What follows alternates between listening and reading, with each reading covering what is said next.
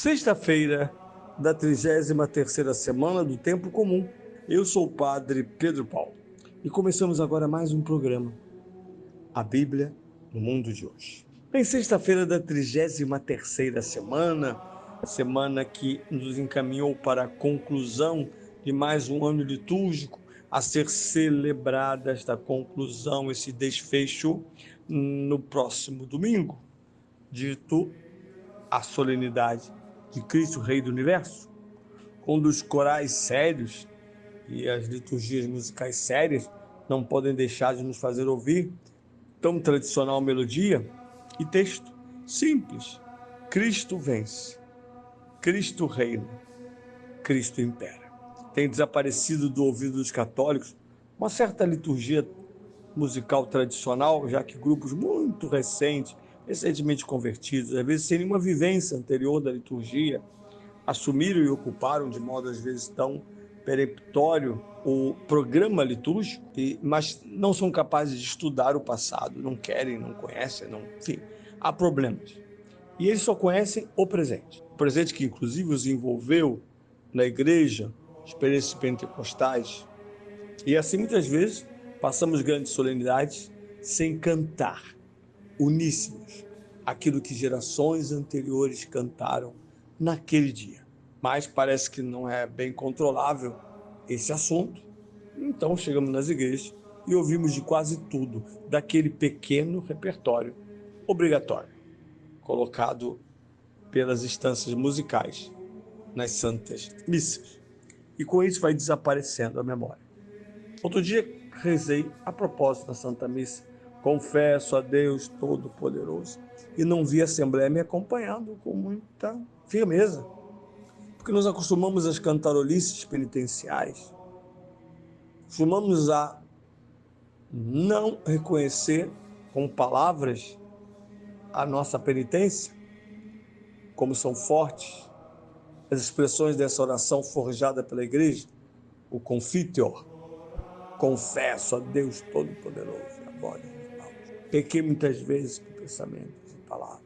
Passamos a cantarolar, e às vezes uma cantarolice tão animada, com violão, com bateria, com batuque. Autos penitenciais com batuque é um dos fenômenos extremados da perda de consciência, da pedagogia e da terapia litúrgica. Tudo parece um glória a Deus sem parar, explicável através da espiritualidade e dos limites de uma certa herança neopentecostal. Pois bem, nesta sexta-feira avançamos para o 34º e último domingo do ano litúrgico de São Marcos. E para nossa surpresa, não ouviremos São Marcos, ouviremos São João, no capítulo 18, entre os versículos 33b a 37. Naquele tempo disse Pilatos a Jesus: Tu és o rei dos judeus? Jesus respondeu: É por ti que o dizes? Ou foram outros que te disseram de mim? Disse-lhe Pilatos: Porventura sou judeu? O teu povo e os sumos sacerdotes é que te entregaram a mim. Que fizeste? Jesus respondeu: O meu reino não é deste mundo. Se meu reino fosse deste mundo, os meus guardas lutariam para que eu não fosse entregue aos judeus. Mas o meu reino não é daqui.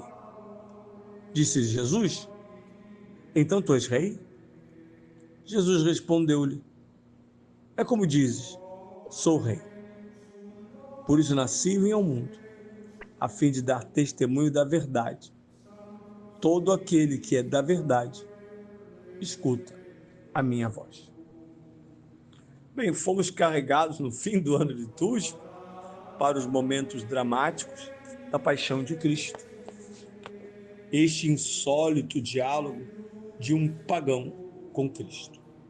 Essa incompreensibilidade, o tempo inteiro, ele, Pilatos, o oficial romano, ele interroga, porque o fenômeno que tem diante de si, pela jactância dos judeus, pela exigência da pena capital, parece muito pouco compreensível, ao menos do ponto de vista jurídico.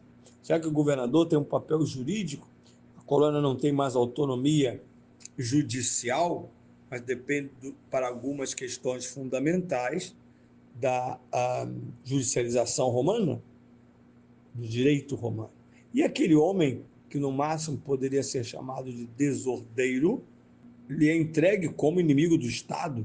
Eu acho bem, infelizmente, há uma certa ressonância quando querem entregar pessoas relativamente inocentes, do ponto de vista da intenção, não do meio, como os terroristas do Hezbollah ou do Hamas, como antipatriotas, e pede-lhes a pior das penas, primeiro a injustiça, a pior das penas, e depois um tempo que não corresponde, uma dosologia que não corresponde à justiça. Pois era isso que Pilatos estava enxergando ali. Máximo, e assim ele entendeu até o fim, que uma boa sova desincentivaria alguns aspectos políticos da questão. Lembre-se que os judeus mandam um recado político: se és amigo de César. E o governador não ignora esse recado, deve responder, mas, por mais que pareça ameaçador, para o jurista Pôncio Pilatos, não parece suficiente para aquilo que estão pedindo, pena capital. E aqui surge, então, o tema do reino. Ora, quem é este homem? Quais são as acusações contra ele a ponto de ser levado para Cheve, na véspera da Páscoa, para ser julgado tão cedo diante do governador?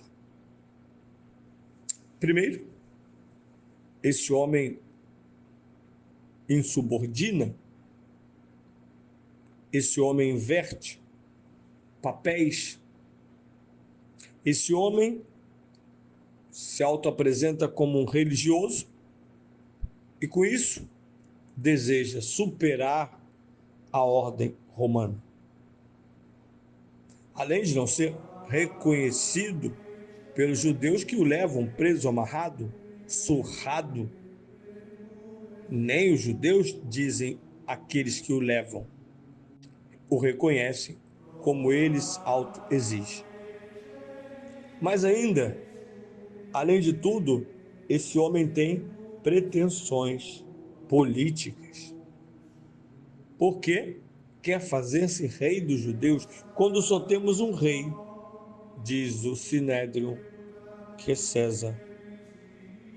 Por isso o diálogo do pagão é reino.